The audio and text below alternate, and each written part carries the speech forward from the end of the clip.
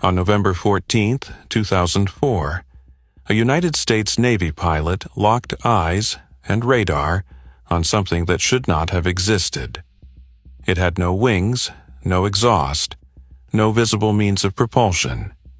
It dropped from 60,000 feet to wave-top height in less than a second. The pilot's call sign was Fravor, 20 years of flight experience. Top Gun graduate. Not the kind of man prone to seeing things. He said, on the record, it was unlike anything he had ever encountered in his life. This is not a story about lights in the sky. This is a list of the 10 moments when human beings, pilots, police officers, children, farmers, and presidents looked up and something looked back. Some of these cases were dismissed in a press release. Some were buried for 30 years. One of them was confirmed on camera by the Pentagon itself. We are going in order, building to the one case the U.S. government no longer denies. Stay until the end, because the last entry on this list isn't folklore. Before we start, one rule for this list. We are not chasing the strangest stories. We are chasing the ones with the most witnesses, the most paperwork, and the most uncomfortable amount of corroboration. Roswell didn't even crack the top 3. You'll see why. Let's start at number 10. 200 children, several teachers.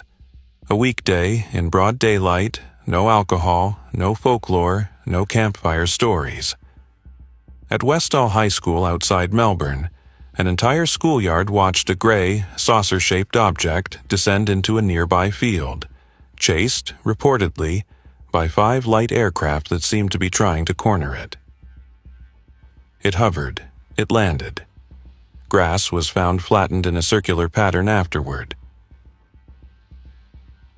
Here's the part that should bother you more than the saucer. In the days that followed, witnesses said men in suits arrived at the school and told staff and students, in plain language, to stop talking about what they'd seen.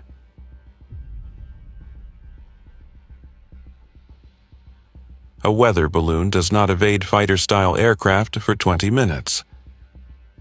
It does not flatten grass in a spiral.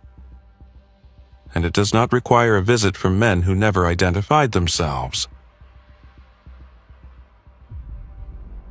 This one isn't eyewitness testimony. This one is gun camera radar data from NATO fighter jets. Over 2 nights, hundreds of residents across Belgium reported a massive, slow-moving triangle, 3 lights at each corner, one pulsing red light in the center. The Belgian Air Force did something almost no government does. They scrambled to F-16S, and the jets locked radar onto the object 4 times. Each time, the object responded by changing altitude from 10,000 feet to 500 feet in seconds. Acceleration that would liquefy a human pilot. The fighters never achieved visual contact. The object outmaneuvered the radar lock every single time. The Belgian government released the case files. They still don't have an answer. That alone should tell you something about how rare official transparency really is here. This is the case that invented the modern abduction story.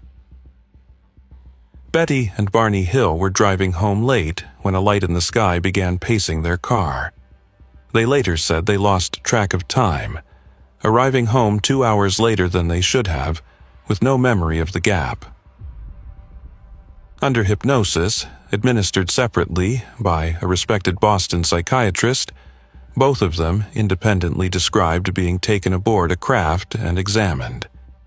Betty later sketched a star map she said she'd seen during the encounter. Decades afterward, an amateur astronomer matched the pattern to a real, then undiscovered configuration of stars near Zeta Reticuli. Skeptics call it shared delusion under suggestion. But it set the template every abduction story since has followed, which means either it's the original hoax or the original blueprint for something real. 7 loggers, 1 disappearance. And 6 men who passed a polygraph test saying they watched their coworker get hit by a beam of light and vanish. Travis Walton was missing for 5 days. Search parties combed the forest. His family feared the worst. Then he turned up at a gas station, disoriented, 20 pounds lighter, with no memory of where he'd been, except fragments. A table, figures around him, a sensation of being studied. 5 of the 6 other loggers passed independent polygraph exams about what they witnessed.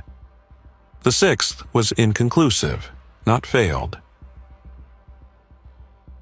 You can accuse 1 man of lying.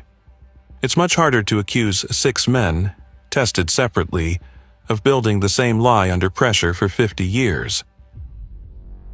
Officer Lonnie Zamora wasn't chasing a UFO story. He was chasing a speeding car when a roar and a blue-orange flame pulled his attention to a gully off the highway. What he found was an egg-shaped object resting on 4 landing gear legs and 2 small figures in white coveralls standing beside it. As he approached, the object lifted off the ground with a deafening roar, scorching the brush beneath it, and disappeared over the mesa.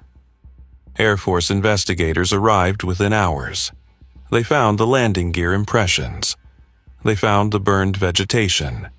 They never found an explanation. A decorated police officer, physical scorch marks, and a federal investigation that ended in a shrug. That combination almost never happens, and it happened here. Of every case on this list, this is the one that unsettles researchers the most. Not because of what landed, but because of who was watching.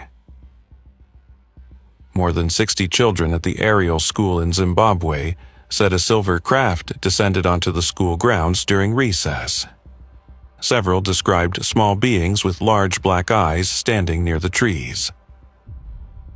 A Harvard psychiatrist named Dr. John Mack flew to Africa to interview them. He had no financial or career incentive to validate the story. Swimming around down there, so I went down to see what was happening, and I actually saw this cloud in the trees, and it was like in a Milky Way pattern on it, and like silver and green and that sort of color.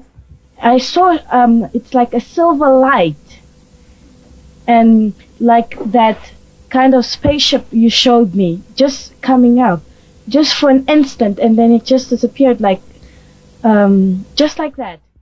Multiple children, independently interviewed, described the same message, a warning about humanity damaging the planet. These were not soldiers trained to read instruments. They were 6-year-olds. And decades later, several of them, now adults, still say it happened exactly as they described it. Britain calls this its Roswell, and unlike Roswell, the witnesses weren't civilians. They were active United States Air Force personnel, stationed at a NATO base that, at the time, may have housed nuclear weapons. Over 3 nights, security patrols reported strange lights descending into the forest just outside the base perimeter. When a team went to investigate, they found a triangular craft, roughly 6 feet long, lights underneath, surrounded by a strange haze, sitting in a forest clearing. The next morning, investigators measured radiation levels at the site higher than surrounding background readings.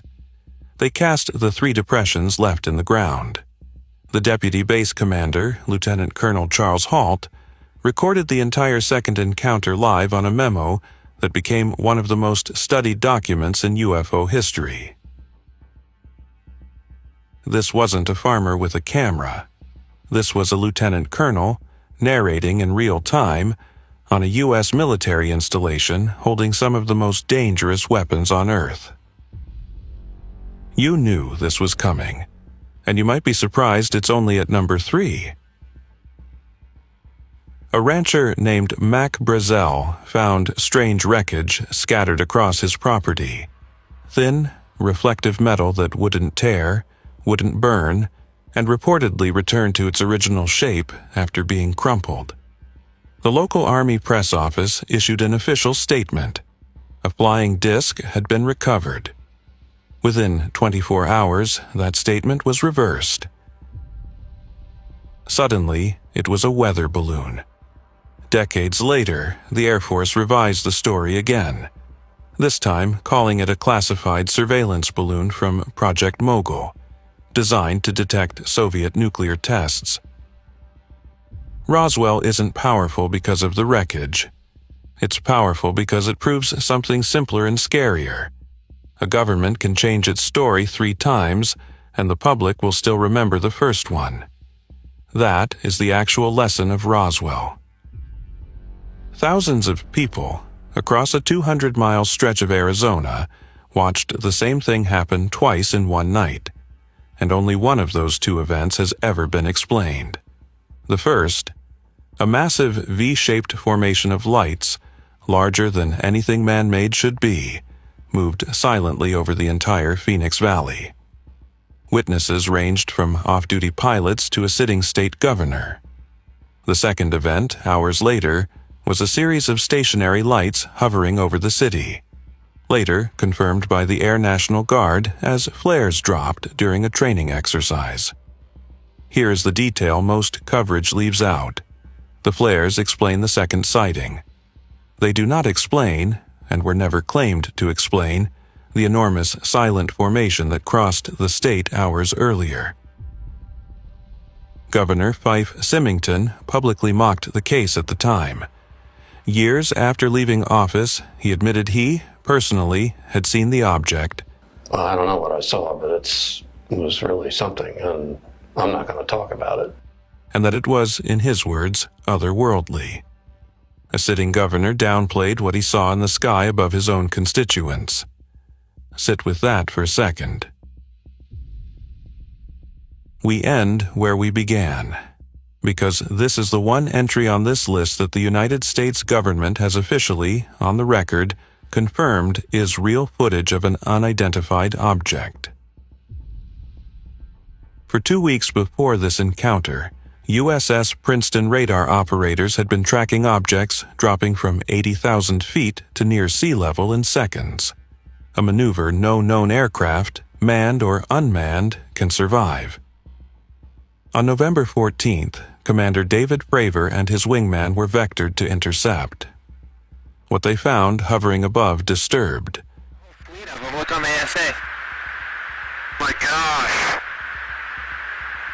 They're all going against the wind. The wind's 120 knots from the west. Look at that thing, dude.